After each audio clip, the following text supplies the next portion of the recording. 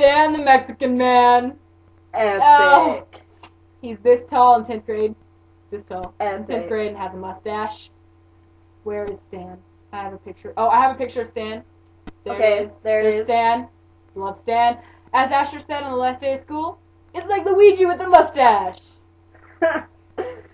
Anyway, the thing about Stan is he just kind of came about. He nonchalant. Yeah, Asher wrote on his hand. He wrote on his hand that I am Stan. Right. And so, like, he just go around, you know, showing. I'm Stan. I'm Stan. So cool. And he Sorry, said Asher, something. we love you. We love Asher, you know. And he said something about, because he has 3 siblings, and so when you have siblings, your parents just call you whatever sibling's name pops out first. Mm-hmm. And so he's like, just call me Stan. And so I guess that's why he wrote it on his hand. Yeah. Then he came up with the idea that he was a short 10th grader with a mustache. Little Mexican man. Mexican man. And it's not racist. Paul asked him on the last day of school, is Stan racist? And Asher says, no. only against himself. Yeah. And Paul asks, why? Because Stan is the best Mexican ever, and everything else is just not as good. So, and Paul, he told Jacob, who was half Hispanic, he's like, I endorse Stan the Mexican man, and I'm Mexican, so it's not racist. So, then, yeah. we would draw him on the board. Yeah, we draw him on the board, and talk about him. We would talk about it constantly. We would write, one time, we got in trouble for this. Someone drew him with joints, or they were talking about his joints, and Miss Faber was like, Yeah. And so we got in trouble for that. So, in the last day of school, they brought it back and was drawing it in his mouth. And so, we decided at one time in class that we were going to have the disciples of Stan, or something like that. Yeah, the disciples of Stan the Mexican man. And the people who weren't. I don't quite remember exactly, but it was the followers of Stan. The followers of Stan. The Mexican man clan or something. And different things like that. And we were like signing our names. We were like, oh, I'm a part of Stan Club or whatever we had. And we started sending emails to each other about Stan. And it got really crazy. Like we were making fun of some guys. Yeah, like masculinity or it got really far that we were starting to bash each other over the email. And our teacher someone, we're not going to name names. I would pop it, but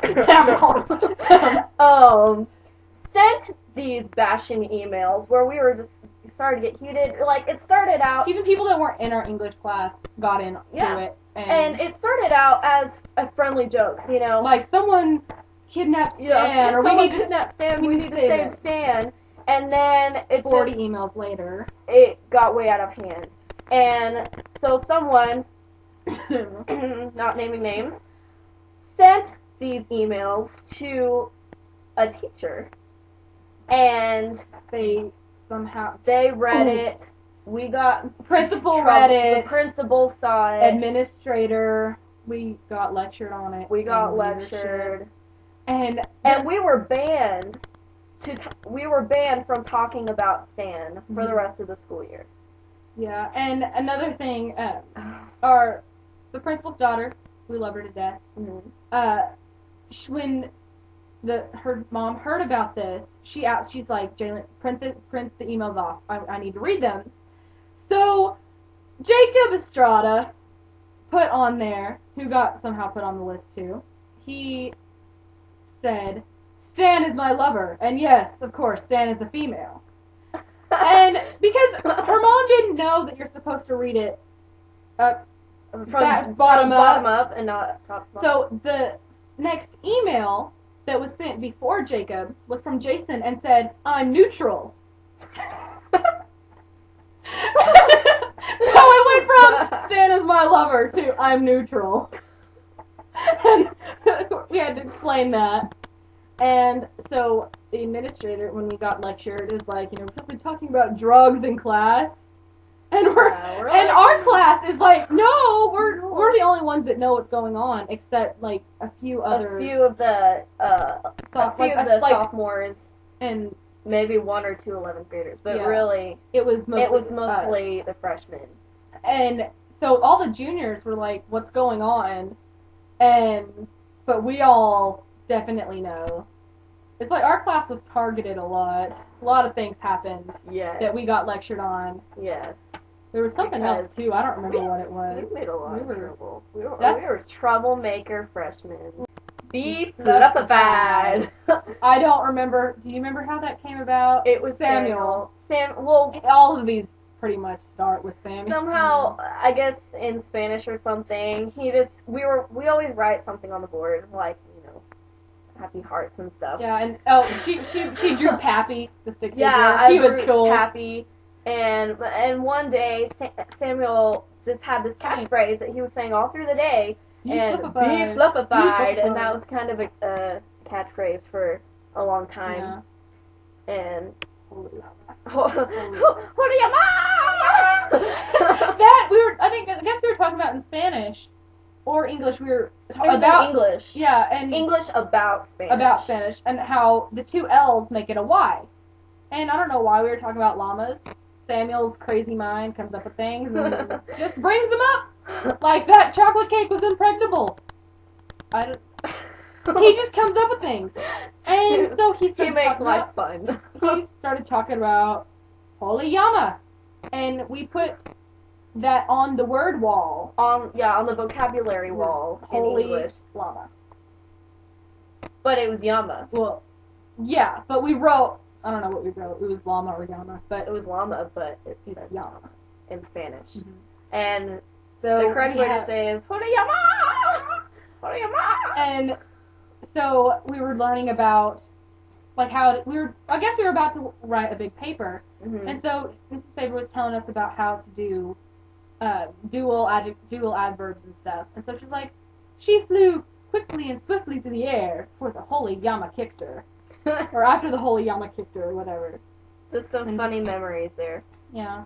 Okay. The Naked Man. I was there. This is another epic story. Sadly, I was gone in New York singing in Carnegie Hall. So he changed from that. I missed this, but Hannah will tell the story of the Naked Man. Okay. Okay, so we're learning about malls and stores and how to buy stuff at malls and stuff. We never remembered any of it. So we had our partners that we were assigned to, and we had to draw a mall and different stores in it. So Derek Brown, I love that kid to pieces. He just makes school so much fun. I love him. And he drew a light bulb. That's apparently what he drew. Mrs. Hightower picks up his paper and said, "Why did you draw a naked man?"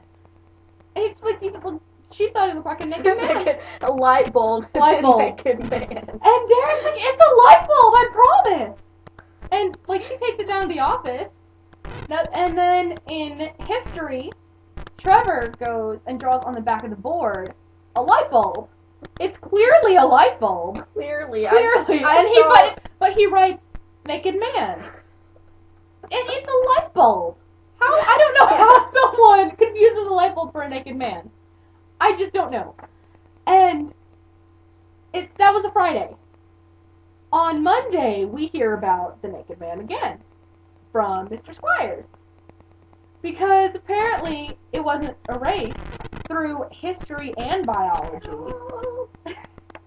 So Mrs. Reeves or Mrs. Faber didn't see it or didn't call attention to it.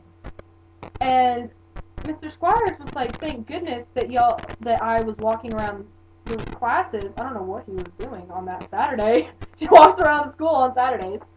And he saw it and erased it. Mm-hmm. We heard it first from Mrs. Hightower, I guess, and she was like, "Oh, guys, someone drew a light bulb that said it looked like a naked man." And and we almost got in big trouble from the church because there's a Sunday school class in